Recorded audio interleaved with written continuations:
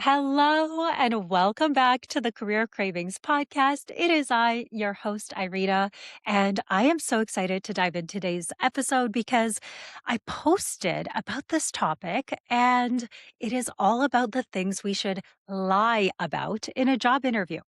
And I always say there are things that you should never, ever lie about. But then there's other things that if you are too honest about, you're just not going to get the job.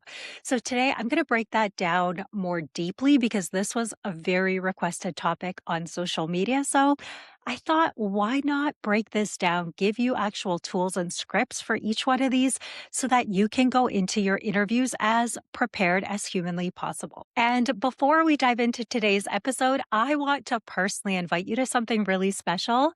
I am hosting a free live masterclass on July 23rd, all about the job search strategies that are working today. So if you are currently looking for your next role, you want to land it this summer before fall, then this is your moment. This is the last time I'm hosting this free job search masterclass this year because the rest of the year, there are a lot of events planned all around the book launch. So if you're like, Irina, yes, I need more support. I've tried it on my own.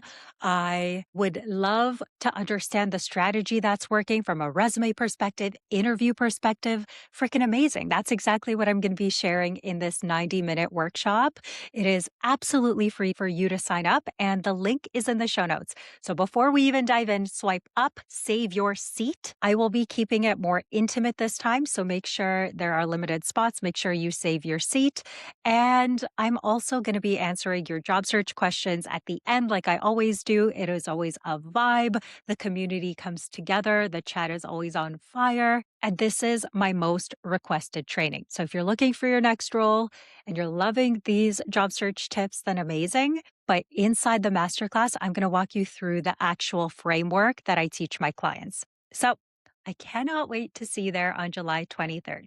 Okay, so let's dive into today's episode. I know this is a controversial one, and I got some comments of people being like, oh, okay, well, you want me to lie now? And I'm like, this is about strategy. It's about actually knowing how to answer questions in a way where you're not being too honest, too vulnerable. You're sharing the right level of information that's actually going to get you hired because the point of the job interview, the goal is always to be either invited to the next interview or closing the offer so you can have as many options as possible. And at that point, generating the most options for you. I am huge on authenticity. I think authenticity is your superpower, but I know from coaching hundreds of people on their interviews that often we're sharing way too much information that is at a detriment to the interview. So then what you actually hear is like, okay, great. Well, we'll talk to the team and we'll get back to you. It's like,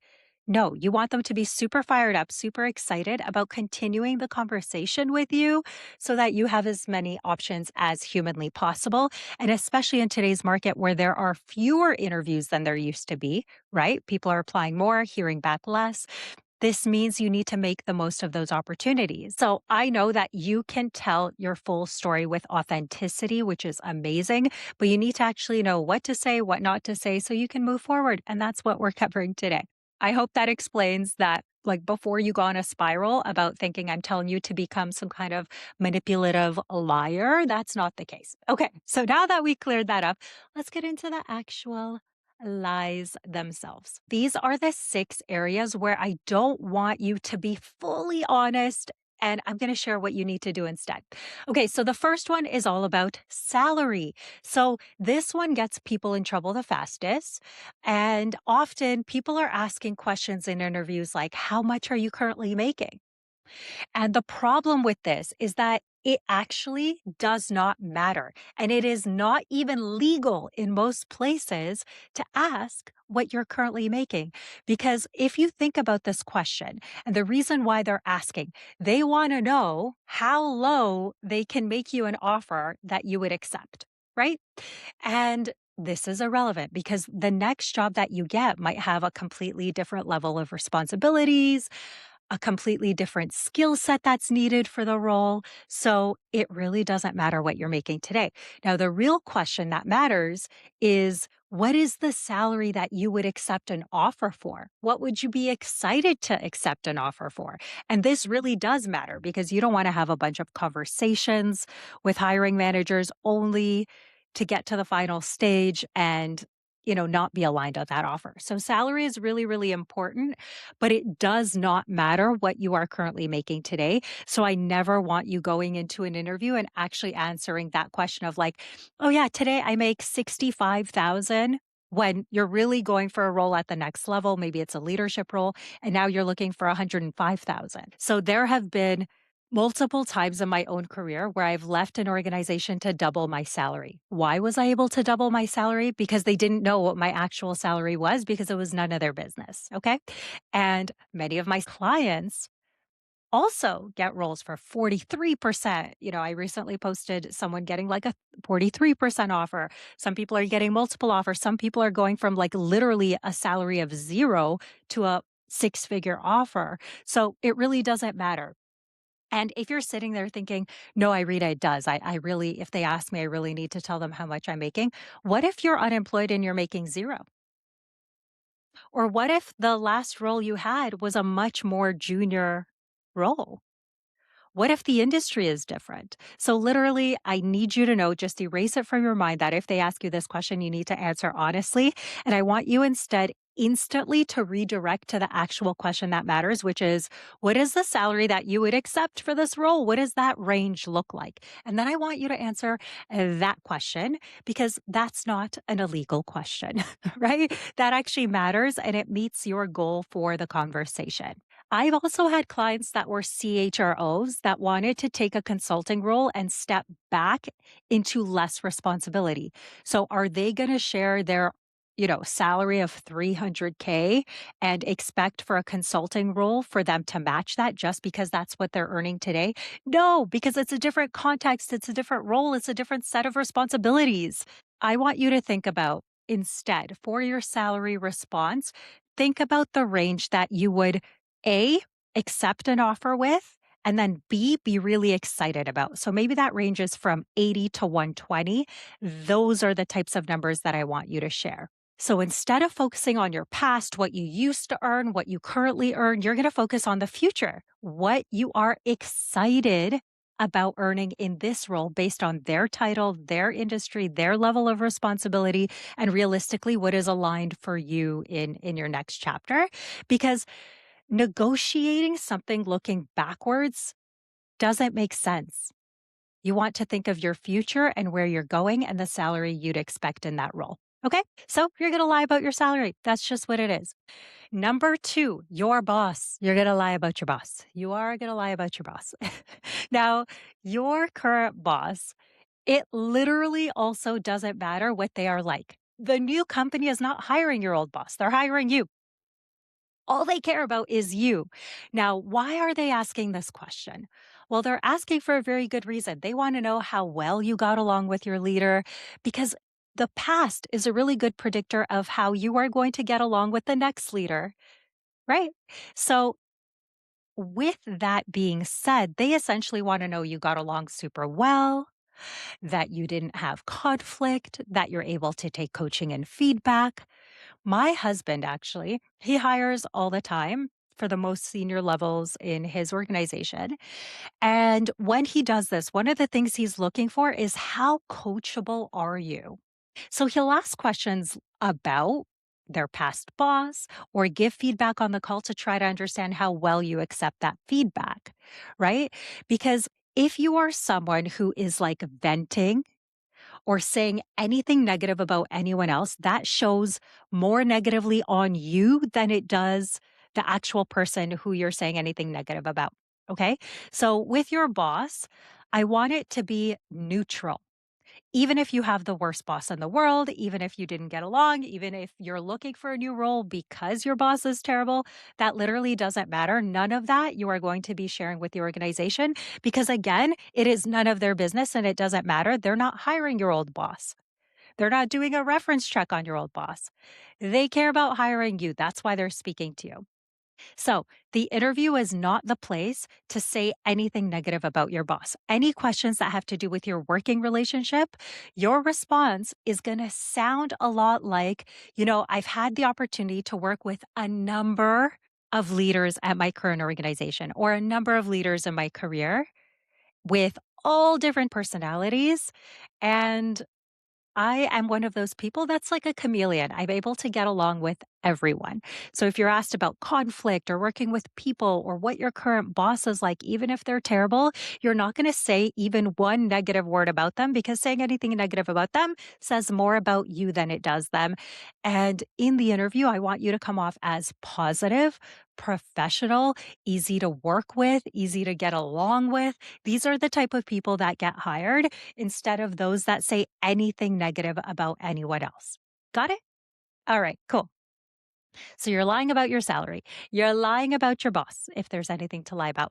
Now, what I will say before we move off of this second lie, being your leader, that you might have an incredible leader where they are like a mentor. And that was like my last boss. I had a CHRO that he was just the best boss I could ever ask for, and I'm so grateful, and it's what I loved most about that role.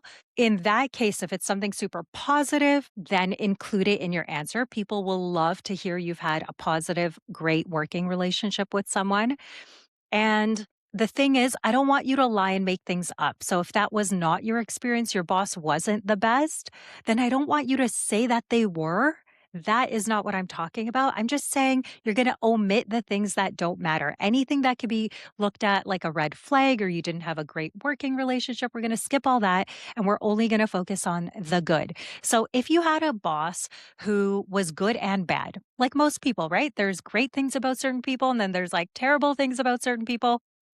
And what I want you to do is almost like put on your rose colored glasses and see the best in that person in that moment. So, for example, they could have done things that completely trigger you, annoy you, or you didn't love. But then there were other things that were great. Like they supported you at times, they had your back at other times. Those are the times I want you to think about and be prepared for when you're asked about the leadership that you've worked with. And this is going to get you a lot further in interviews than actually spewing out whatever the truth was, especially when there were like things that weren't great, because that's just the nature of working with people, right? Sometimes it's hard, sometimes it's easy. There are good days, there are bad days. I want you to put on your rose colored glasses and think about the good times only. Okay, we're going into lie number three, which is why you're leaving. Why are you leaving this organization? Now, if you're currently working, of course, there are some real reasons why you'd prefer not to work there. Of course, obviously, you have applied for a new role. Okay. Now, there might be negative reasons why you're leaving. Maybe you're burned out, you're underpaid, you're not respected, something happened, you have outgrown the role, whatever those things are. I want you to know they're valid, but it's not what you lead with. That's not what you're sharing, okay? You lead with something positive. So you're going to see a theme here. So this is what I call push and pull. So there are push reasons and there are pull reasons. Push reasons are things that are pushing you out of the company, okay? So those could be those things like your pay, your boss, maybe you don't like what you're working on, maybe you've been there for 5 years, you've outgrown it. Whatever it is, the thing that's getting you to leave, that is never what we focus on in our interview response. I never want you to say this. What I would want you to do instead is focus on the pull. This is so much more positive, so much more attractive in interviews. Okay. So, what is a pull? The pull is what is pulling you to the next opportunity. Maybe it is the pull of growth. Maybe you're applying to an organization that is, a top employer or a really recognized brand that you're excited about. So I want you to genuinely, this isn't about lying. Okay. It's about omitting the things that are red flags. There's a difference. I want you to think about what's pulling you to your next opportunity. And then I want you to frame it in that positive light when you're asked about why are you leaving. I don't want you to include any of the negative stuff, even if you are talking about the fact that, you are no longer at that company. Maybe you've been laid off. Okay, cool. That's the truth of what happened. You're going to, at some point, be talking about that. But think about the pull. Okay, now that you have been laid off, you're obviously looking for your next most aligned role, not just any role. And with that, what is pulling you towards this specific company? Why are you applying there? Tell them about the pull, not the push. Got it? Okay, cool. So the next thing that you are going to lie about is your 5 year plan. So, you know that question where they're like, hey, where do you see yourself in 5 years? This is a trap. Okay, this is a trap that I've been trapped in. I remember I had a boss. I was not in an interview, so I will say that. But it was my performance review, and it was my first performance review at this company that I loved. And my boss, so I was like 5 years into my career. My boss had worked at this company for like 25 years, and she was one level up from me, right? This is like a question she was forced to ask. I actually don't think she cared at all. But she asked me, where do you see yourself in 5 years? I want to support your growth and your development. And I was like, oh, okay. And I shared that I'd love to lead a bigger team, which signaled to her that I wanted a promotion, which signaled to her a threat that I wanted her job. She almost fell out of her chair and she goes, Irina, it took me like 20 years to get this job. So I wouldn't be looking to get promoted in the next 5 years. I was like, okay, cool. And I just knew I shouldn't speak to her about my career desires transparently anymore. And I should have lied in that moment. Now, long story short, I was actually promoted and she was super bitter about it and we became peers. So there was that. But the reason I tell you this is because if you transparently in a job interview focus on a different role, they're going to also feel threatened about that. They might feel like, my seat is still warm. I am the leader in this role. This person's coming to take my job. Or even worse, they'll think that after you get the job, you won't be focused on it. You'll be looking to apply for the next role, which we never want them to feel like you are not, fully focused on the role that is in front of you. So, what I want you to do with this specific question is think about the growth in the role. So, for example, you want to continue to grow in the role, you want to develop, you want to master it. So, you could say something like, I am really excited about this specific opportunity. I'm excited about taking the next couple of years to grow within this role, to master it, and then see what opportunities make sense after that. But my primary focus right now is to grow in this specific role. And you talk about the excitement for this role. Because as soon as you start talking about, like, I remember interviewing someone and she was like, I want to be a manager. I want to do this. I want to do that. I started thinking in my head, I wasn't threatened. I was like, okay, cool. I love that you love to grow. I love to grow too.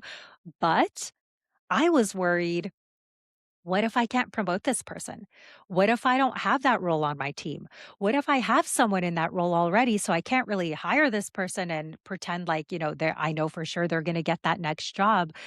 You have to think of where the hiring manager is at the time you're having this conversation mentally. And mentally, where they are is actually thinking about the fact that they need to fill this specific role. They're not thinking about 5 years down the line. They're literally thinking about filling this role. So you need to make them confident that it's this specific role you're interviewing for that you want to stay in for a really long time. Does that make sense? Okay, let me know in the comments if that's resonating with you. So it's not a lie. You're not hiding the fact that you probably do want to be promoted, but you're focusing on the present because that is the information they need to make a hiring decision at this time. Cool. So remember, this one isn't about sharing your life plan. It's not sharing about how, you want to start a business. It's not about how you want to be promoted. There's trying to assess, are you looking to stay, grow, and contribute here? Yes or no? Are you committed to that? Make sure they understand that before sharing any other future career aspirations. Okay, cool. Moving on to line number 5. Are you interviewing anywhere else? This one is a straight up lie. Okay. So this one, you need to be desirable. Everyone wants what they don't have. If you say, no, the job market really sucks. I'm not interviewing anywhere else because it's been really hard to hear back from anyone, then it's going to be Not likely that they feel pressure to get back to you soon and invite you to the next interview, or they're not going to feel the pressure of losing you potentially and wanting to move forward with an offer sooner. So I don't want you to shoot yourself in the foot here. I want you to be able to show up as a desirable candidate that people actually want. So I don't want lies to come out of like your lips per se, but I definitely don't want the answer to be no, I'm not interviewing anywhere else. If that is your truth, we're going to find a different way to spin it. Okay. So the answer is yes. The answer is yes. I am considering other opportunities and I'm looking for the best fit. Now, that being said, I'm most excited about this opportunity right here. So you're going to focus on the present and the role that you have in front of you. Now, a line that I always love to coach my clients to also say is the fact that if anything changes, you believe in transparency and you're going to get back to them and let them know that you've received an offer, for example. So, the reason I personally, when I was a recruiter, used to love asking this question, are you interviewing anywhere else? Because I hated the moment where I reach out to a candidate and I'm so excited to extend an offer to them. I'm like, finally, I found the right person. And I go reach out to them and they're like, oh, sorry, I accepted another role. And I'm like, what?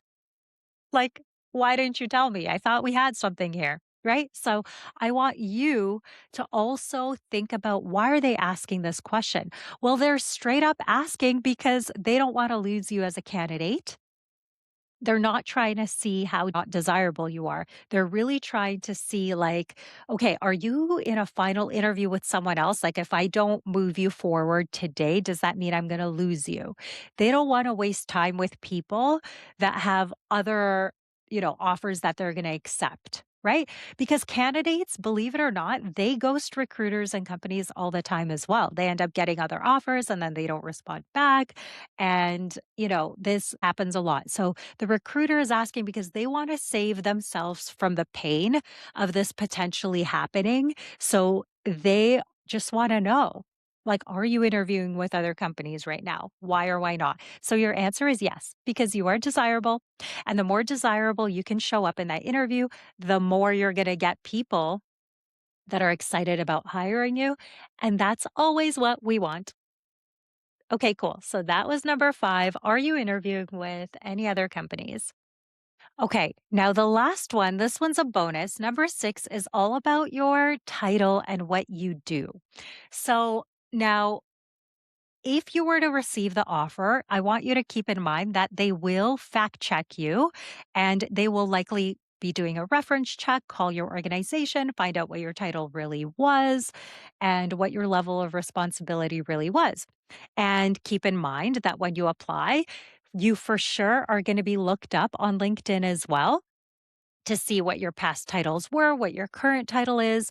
So this one is not about actually straight up lying. Again, that there's a theme here. I'm not condoning straight up lying in interviews, but omitting the parts that don't make sense and then playing up the parts that are most aligned. So you might be going for a role that is slightly different than the one you had before. So, for example, you might be a recruiter, but you're moving into a pure HR role, or you might have been a developer and now you want to become a project manager, right? Or you might just be getting a more senior title than you've had before. So, when you're describing your role, you're not lying about the title, but you are picking out the most aligned parts of what you did so that you can explain that in a way where when the recruiter or hiring manager listen to what you've done in the past, they can connect the dots about their role and your role. So, for example, I'll give you my own personal example.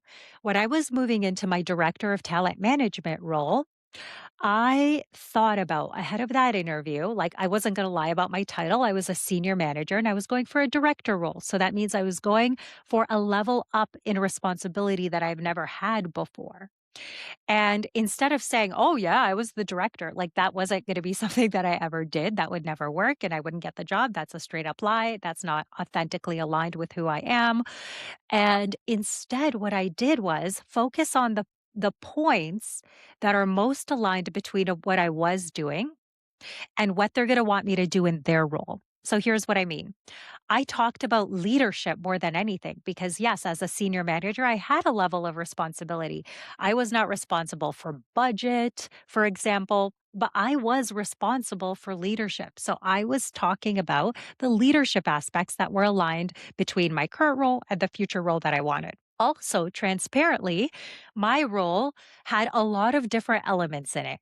I was a business partner to clients. I also led a team. I did a little bit of this. I did a little bit of that. I did succession planning. I did building programs for engagement and retention. I did a little bit of hiring. There was like a lot of things that I did every day. But in the interview, I wasn't going to talk about the things that don't matter. I was only going to focus on engagement, retention, and hiring and building programs because those are the things that I knew in the next role they wanted me to have. So you see how it's not a lie about the title. It's about aligning the level of responsibility to the role that you're interviewing for to have the best absolute chances of making a clear case of why you are ready for this next role. Okay, so those were the 6 lies. I hope that that was super, super clear in terms of what I want you to reframe. So, what I want to leave you with is that you're not lying to manipulate. You're positioning yourself to actually win the interview and move forward to the next stage. Because the interview process, unfortunately, you only have a limited amount of minutes with them, right? Or a certain number of hours in the total hiring process. And it's not rewarding honesty. The hiring process isn't built to reward the most honest person. It's designed to find the person that can do the job the best, that is most aligned with the role.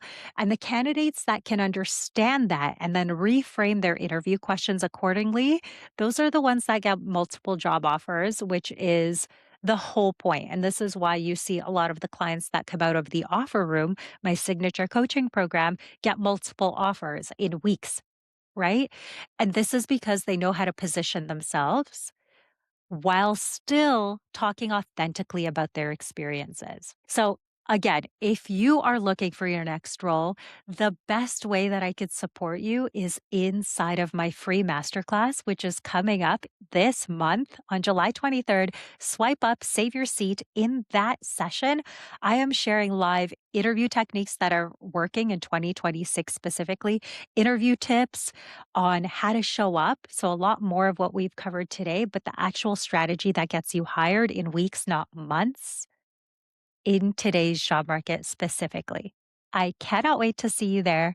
Swipe up, save your seat, and I will see you in the next episode.